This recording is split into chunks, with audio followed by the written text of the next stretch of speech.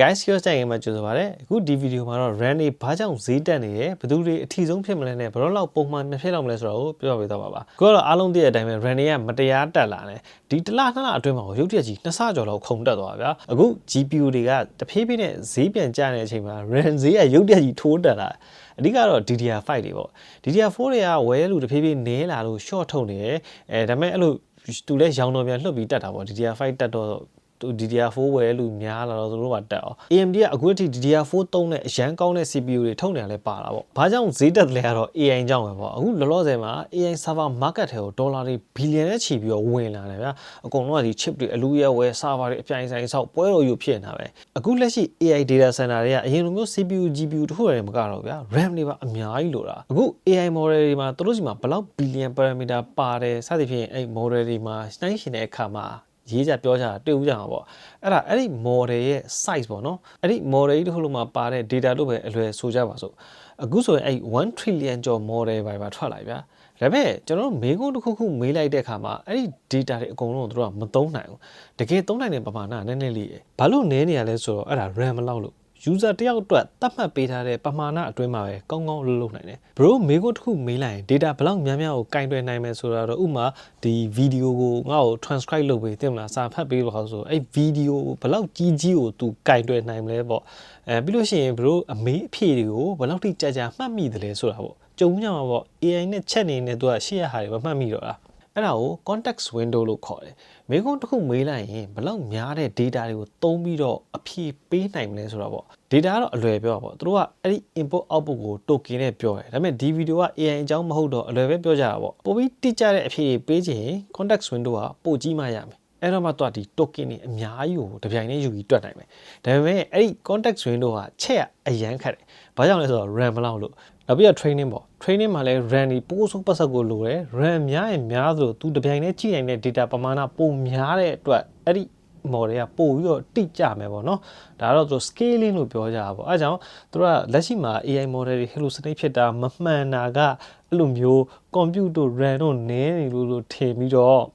့ဒါတို့စကားเนาะကျွန်တော်ပြောတာမဟုတ်အဲဒါကြောင့်တို့ကဒီ GPU တွေဆွတ်ထဲတယ် RAM တွေဆွတ်ထဲနေပေါ့နော်ဒီ AI model ရဲ့ပြဿနာကို scaling နဲ့ဖြေရှင်းနိုင်မယ်လို့လက်ရှိမှာယူဆထားကြတယ်ပေါ့ဒါတော့မှန်လားမှားလားကျွန်တော်လည်းမသိဘူးတချို့လူတွေကတော့မှန်တယ်ပြောတယ်တချို့လူတွေကတော့ scaling နဲ့ပို့ပြီးအသိဉာဏ်ရှိလာမယ်မဟုတ်ဘူးလို့ပြောတယ်ဒီဗီဒီယိုကတော့အဲ့ဒါမဆိုင်တော့မပြောတော့ဘူးဒါပေမဲ့တို့ကအဲ့ scaling အတွက်ကို GPU တွေ RAM တွေပိုးစိုးပတ်ဆက်လိုက်ဝယ်နေတယ်အခုလက်ရှိ AI server တွေမှာသုံးနေတဲ့ RAM တွေက high bandwidth memory လို့ခေါ်တဲ့ HBM RAM တွေအဲ့ကောင်ကဒီ AMD နဲ့ SK Hynix တို့ပေါင်းပြီး train ခဲ့တာပေါ့ Toshiba ရဲ့ concept ကိုမှီးပြီးတော့ train ခဲ့တာပေါ့ HBM မှာ chip တွေကိုအများကြီးထပ်ထားအဲ့မှာသုံးထားတဲ့ chip တွေကကျွန်တော်တို့လက်ရှိသုံးနေတဲ့ DDR4 DDR5 တွေမတူဒါပေမဲ့အဲ့ကောင်အကုန်လုံးကဒီစက်ရုံတွေဒီစက်တွေတွေကပဲထွက်တာပဲအခု RAM တွေရှားစေတဲ့အဓိကတရခံကုန်ချမ်းမလောက်တာwafer မလောက်တာပေါ့ wafer ဆိုတော့ဒီ laser နဲ့မထိုးရသေးတဲ့အဝိုင်းအများကြီးကိုပြောတာအဲ့ဒီအဝိုင်းကို laser နဲ့မထိုးခင် chip တွေမလုတ်ခင်မှာပေါ့နော်သုံးလို့ရတဲ့အနေအထားရအောင်ဒီ chemical တွေမျိုးစုံစက်တွေမျိုးစုံသုံးရတယ်အဲ့ဒီအကြောင်းသေးစိတ်ကိုတော့ဒီ branch education ရဲ့ channel မှာကြည့်လို့ရပါတယ်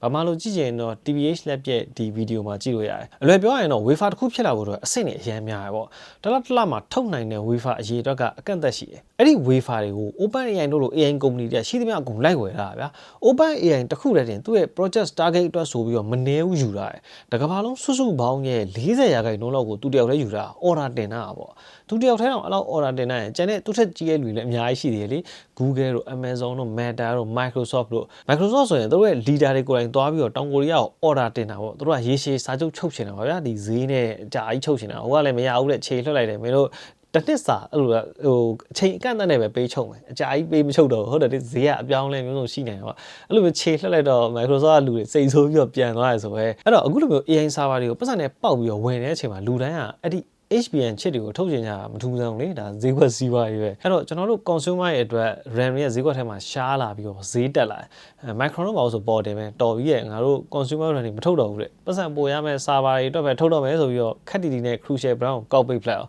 ်တော့ဒီကိုပိုင် RAM တွေနဲ့မထုတ်တော့ဘူးပေါ့အဲ့ဒီ RAM ထဲမှာသုံးမဲ့ chip တွေကတော့ RAM လုံးမဲ့လူတွေကိုဆက်ပြီးတော့ရောင်းနေဦးမှာပဲဒါပေမဲ့အဲ့ဒီ RAM ဒီ DDR4 DDR5 chip တွေရဲ့production ကိုလည်း short မဲ့သဘောမှရှိပါတယ်နောက်ထပ်ဈေးတက်တဲ့အကြောင်းတစ်ခုကလက်ရှိမှာ US ကတရုတ်ကို HBM တွေ ban လာတယ်ဗျာဝယ်ခွင့်မရှိဘူးသူတို့ရဲ့ server တွေထဲမှာသုံးခွင့်မရှိဘူးပေါ့အဓိက HBM တွေထုတ်နေတာ US ရဲ့ ally analyze လို့လည်းပြောလို့မျိုးတပည့်ကြီးပေါ့ US ရဲ့တပည့်ကြီးကိုရီးယားထုတ်နေတာအဲ့တော့ US ကမင်းတို့မရောင်းအောင်လို့ပြောလိုက်တော့ဟိုကမရောင်းရတော့အဲ့ဒီမှာတရုတ်တွေက DDR5 တွေကိုပဲသုံးပြီးတော့ server တွေလောက်ရတယ်အဲ့ဒါကြောင့်သူတို့ကလည်းအဲ့ကောင်တွေကိုရာသမျှအကုန် live စုပ်ဝယ်နေတော့ chip တွေကတကယ်မှငကိုတွေကမထုတ်လို့ရှားပါတယ်ဆိုမှသူတို့ကပါ live ဝယ်တော့ထက်ရှားပြီးတော့ဈေးတက်လာ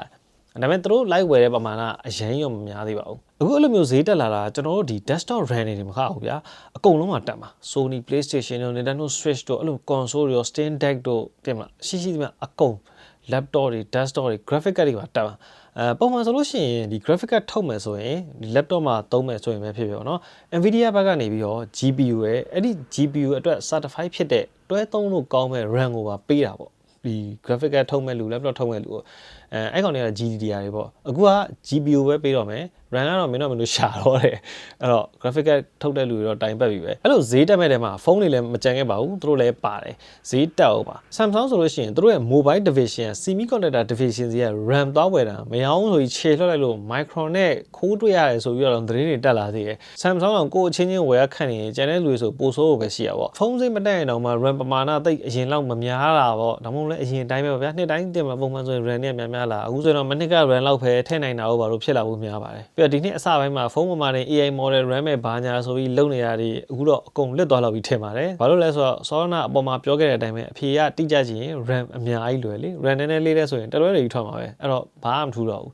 အခု RAM နဲ့အများကြီးသုံးထားတဲ့ server ကြီးတွေပါတော့တလွဲတွေထွက်လာရှေ့လာတော့ ChatGPT ကိုကျွန်တော် budget limit တစ်ခုပေးလိုက်တယ်ငါမှတော့ဒီလောက်ပတ်စံရှိရပေါ့ငါ့ကိုကင်မရာနဲ့ lens ရွေးပေးဆိုပြီးခိုင်းလိုက်တာပေါ့ကျွန်တော် Nikon ရဲ့ Sony ရဲ့ဗျာများနေတော့အဲ့မှာဟိုကမရှိတဲ့ lens တွေပါလာပြအကြောင်တောင်ကြောင်သွားဟာနီကွန်ကဘယ်တော့မှများဇက်မောက်မှာ80နဲ့ F4 ထုတ်လိုက်တာလဲဆိုပြီးတော့အခုဒီ AI model တွေကတိတ်အခြေအနေမကောင်းအဲ့ဒီကောင်တွေကတကယ်အသိဉာဏ်မရှိသေးရလဲပါပါတယ်အဲ့ဒါသူတို့ရဲ့ architecture ကြောင့်ပဲဗျအဲ့ဒီကြောင့်တော့နောက်ကြုံမှပြောကြတာပေါ့ဘယ်တော့လောက်ဈေးပြန်ကျနိုင်လဲဆိုတော့အတိအကျတော့မပြောတတ်သေးဘူး AI ဘာပဲပေါက်သွားရင်တော့ဖြစ်နိုင်တယ်အဲ့ဒါတော့နည်းနည်းကြောင်မယ်ထင်ပါတယ်ဒါပေမဲ့ RAM ဈေးကအခုလိုမျိုးဖြစ်မယ်လို့တော့မှန်းတာတော့ကြာပြီဘာလို့လဲဆိုတော့ဒီ GPU တွေကဈေးဆွတ်တက်တယ် inflation တွေ tariff တွေကြောင့်ရှိသမျှအကုန်ဈေးတက်ပြီးတော့လူတွေက PC မစင်နိုင်တော့ဗျာဟိုကွန်ပျူတာအသစ်မဝယ်နိုင်တော့ဘူးပေါ့ laptop ရောအဲ့လိုပဲ laptop အသစ်မဝယ်နိုင်တော့ဘူးအဲ့မှာဝယ်လို့ပွားကြလာလို့ RAM ဈေးကတဖြည်းဖြည်းဆင်းနေတာတော်တော်ကြာပြီအဲ့ကြောင့်အခုလိုမျိုးဒီပတ်စံပိုရမယ့်ဟာကိုပြောင်းထုတ်ကြတာပေါ့အခုကြောင့်လဲ RAM ဈေးတွေဆွတ်တက်လာတော့ SK Hynix တို့ Samsung တို့ကသူတို့ရဲ့ဒီ HBM အတွက်ဖယ်ထားတဲ့ Wi-Fi တွေကနေပြီးတော့တဲ့ကျွန်တော်တို့အတွက်နည်းနည်းပြန်ခွဲပေးမယ်ဆိုပြီးတော့ကြီးညာတယ်သူတို့ခွဲပေးမယ်ဆိုတဲ့ပမာဏကတကယ်တော့ဈေးကွက်တွေက demand ကိုကာမိမယ်လို့တော့မထင်ဘူးပေါ့နော်ဒီဈေးတွေအရင်ကြီးသွားပြီးလူတွေလုံးဝမဝယ်နိုင်မဲနဲ့ဒီဈေးကွက်ပြတ်သွားမှကြောက်တဲ့အတွက်ထိန်းတဲ့သဘောအနေနဲ့ပဲခွဲပေးရလို့ထင်ပါတယ်အဲ့မှာ Asus တို့ဘာလို့လဲ RAM ထုတ်မယ်ဆိုပြီးတော့ကြားတယ်ပေါ့နော်သတင်းတွေဒါပေမဲ့သူက chip တွေဘယ်ရမလဲတော့မသိဘူးစောနာအပေါ်မှာပြောသလိုပဲဒီသူက wafer မှာပြဿနာတက်နေတာအဲ့ chip မပြောနဲ့ chip အဆင့်မရောက်သေးဘူး wafer မှာလည်းပြဿနာတက်နေတာဆိုတော့သူကိုယ်တိုင်ပဲ wafer ပဲထုတ်တဲ့စက်ကိုတင်ပါလားပေါ့ဖြစ်နိုင်ကြီးအရှိဆုံးကတော့တရုတ် chip တွေသုံးတာဖြစ်ဖို့များတယ်ပေါ့နော်နိုဝင်ဘာလတုန်းက CH70 က DDR5 prototype တွေပြသွားတယ်အဲ့ဒါတွေသုံးလားပေါ့နော်အခုအထိသူကိုယ်တိုင်ထုတ်မထုတ်တော့မသိကြသေးတော့အသေးစိတ်တော့မသိသေးဘူးပေါ့တကယ်ကဈေးကွက်ထဲမှာ RAM နေမကောက် SSD တွေပါတဖြည်းဖြည်းတက်တာအဲ့ဒီပောက်ကရ AI service ဘောင်းဆောင်ကထွက်နေတဲ့ AI slot တွေကိုသိမ်းမှုက storage တွေလိုရလေအားကြောင့် SSD ကလည်းတဖြည်းဖြည်းတက်နေတယ်ဒါပေမဲ့ RAM လောက်တော့မဆိုးသေးဘူးပေါ့ဘာဖြစ်လဲဆိုတော့ပတ်စံမပေးရင်မသိမ်းသားပေးဘူးလို့ရသေးတယ်လေ RAM ကြောင့်မရအောင်နောက်ပြီးတော့ SSD ရဲ့ NAND chip တွေကိုတရုတ်တွေကကောင်းကောင်းထုတ်တတ်သွားပြီ YMTC ရဲ့ chip တွေကဒီ Samsung တို့ Toshiba ဆိုတာ Koixia ပေါ့ Koixia တို့ Micron တို့ရဲ့ chip တွေနဲ့တိတ်မကွာတော့ဘူးအဲကြောင့်တရုတ်တွေကပြည်တွင်းမှာသူတို့ chip ပဲသူတို့သုံးတော့ဒီ global ဈေးကွက်မှာဈေးကအတိုင်းအတာတစ်ခုထိငြိမ်နေသေးတာပေါ့နော်ကျွန်တော်သိရတော့ Adida တို့ Lexa တို့လည်း YMTC chip တွေသုံးတယ်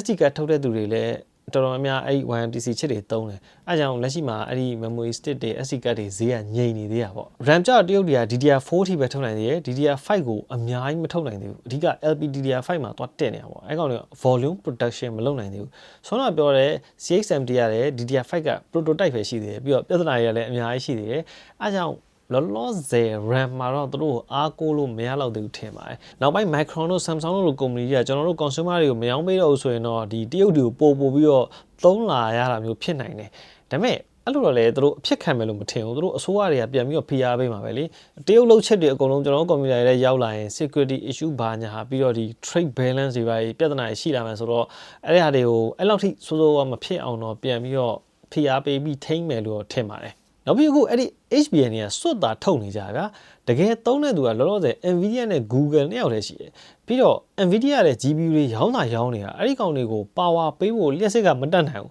ဟိုတလောက Microsoft ကဒီ nuclear reactor ကြီးပြန်ဆောက်ဖို့လုပ်ဖို့အန်အောနေကြဖတ်မိကြမှာပေါ့သူစီမှာလောလောဆယ် Nvidia GPU တောင်းတဲ့ချီပြီးရှိတယ်မီးမပေးနိုင်လို့မသုံးရသေးဘူးဆိုတော့ပိုတောင်အန်အောကောင်းသေးတယ်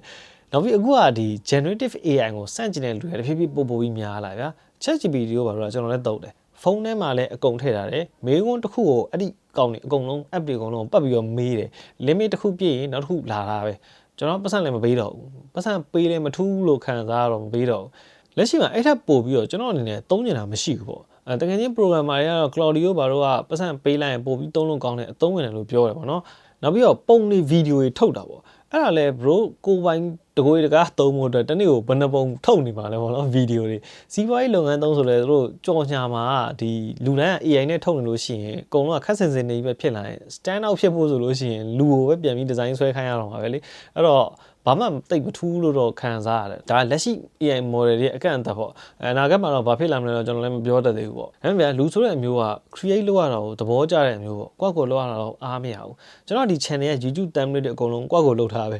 ကောင်းတော့မကောင်းပေါ့ဒါပေမဲ့ကိုယ်ပိုင်ဖန်တီးမှုပဲလေအဲ့ဒီ AI ကုမ္ပဏီတွေကကျွန်တော်စီကပတ်စံလည်းမမှတ်ဘူးအဲ့ programmer တွေစီကရနေတာလေတကယ်ကမကမိဘူးဗျာအဲ့သူတို့မေးခွန်းတစ်ခုမေးတိုင်းရှုံးနေတော့မယ်သူတို့အဓိကပတ်စံလိုချင်တာ enterprise customer တွေစီကလိုချင်တာသူတို့စီကမှရေးလေရမှာပေါ့အဲ့ဒါကြောင့်ဒီ enterprise မှာသူတို့ရဲ့ AI tools တွေကပေါက်သွားခဲ့လို့ရှိရင် performance လိုလာမှာပဲဆိုပြီးတော့ကြိုပြီးဝင်နေကြတကယ်ကအဲ့ဒီ enterprise တွေအောင် AI ကိုအခုဒီဘာသုံးလို့တော့မသိသေးဘူးဗျာသုံးနေတဲ့သူတွေကလည်းအဆင်မပြေတာများတယ်အဲ့တော့ဘယ်လောက်ထိ AI ကုမ္ပဏီတွေတောင့်ခံနိုင်မလဲတော့မပြောတတ်သေးဘူးပေါ့investor တွေကအကျိုးမရှိတော့ဘူးလို့ထင်တဲ့တနေ့ကတော့ bubble ပေါက်ပြီပဲဒါတော့ run ဈေးတက်တဲ့အကြောင်းဗီဒီယိုပေါ့ကျွန်တော်ပြောသားရတဲ့မှာမှားနေရည်လွဲနေရည်ရှိရင်လည်းထောက်ပြပေးသွားလို့ရပါတယ် bro ပြောချင်တာကြီးလည်း comment မှာချရေးသွားလို့ရပါတယ်ကျွန်တော် comment တိုင်းဖတ်ပါတယ်အချိန်ရရင်လည်း reply ပြန်ဖို့ကြိုးစားပါတယ်အားလုံးပဲကြည့်ရှုအားပေးတဲ့အတွက်ကျေးဇူးအများကြီးတင်ပါတယ်ခင်ဗျာ